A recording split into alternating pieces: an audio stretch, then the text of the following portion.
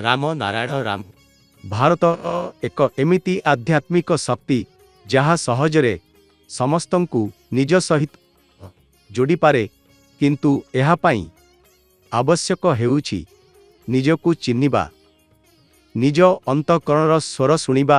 आमे समस्ते पंचतत्वरु बना जाइछु। आम पाखरे समान हृदय ओ मन अछि किंतु आम उपरे निर्भर करे जे आमे आमर हृदय ओ मनरे सकारात्मकता रखुछु कि नकारात्मकता। आमे एकापर उपकार करिबा भावना रखुछु कि क्षति करिबा भावना। जेतेबेले मनीष लोभरे पड़े से एहा देखि पारे नाही जे से सामना थिबा लोकंकु केते जंत्रणा देउछि।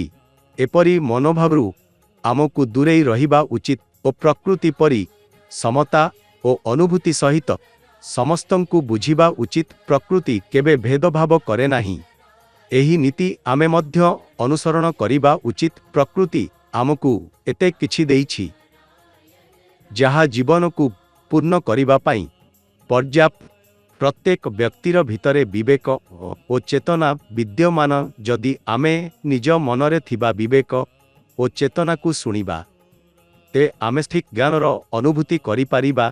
जेतेबेले ठीक ज्ञान मिलिबो तेबे सफलता पाई सठिक पथ आपणक सामनारे देखा देब। एही पथरे चाली आपण से सबु लाभ करि पारिबे जहा आपण कल्पना करिथिले।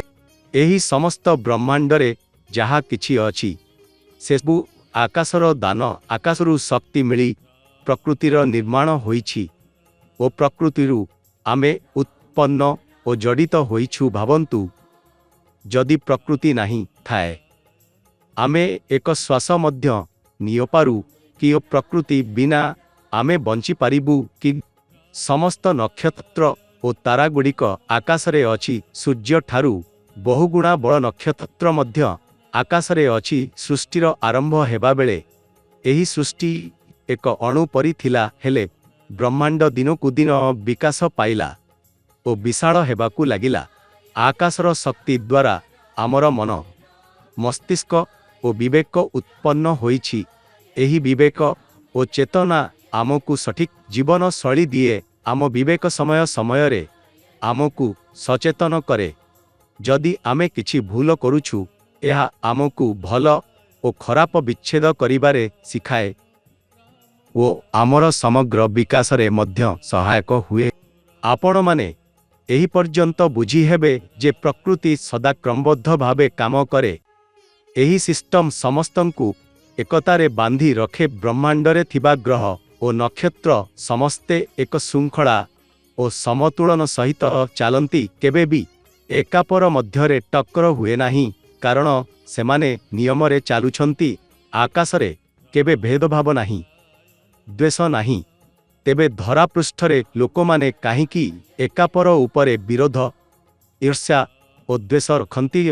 केबे धर्मरे केबे जातिरे काहींकी भेदभाव करंती। आमे काहींकी प्रकृति ओ आकाश ठारू एही शिक्षा नेउ नाही। नियम ओ शिस्तरे किपरि बंचिबा उचित।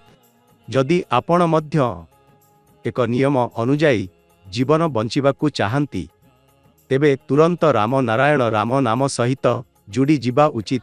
एही हेउछि सेही बीज मंत्र जहा आपणक जीवन रे अर्थपूर्ण परिवर्तन आणे। एपर्यंत लक्ष लक्ष लोक एही नाम सहित जुड़ी निज जीवन को उन्नत करिछंती।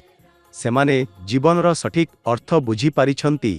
सेपरि आपण मध्य जेतेबेले समय पांती राम नारायण राम नामर जप करंतु आस्ते आस्ते एही नाम आपणक श्वास सहित जुड़ी जिवो ओ आपणक शरीरर प्रत्येक अंगरे बसी जिवो।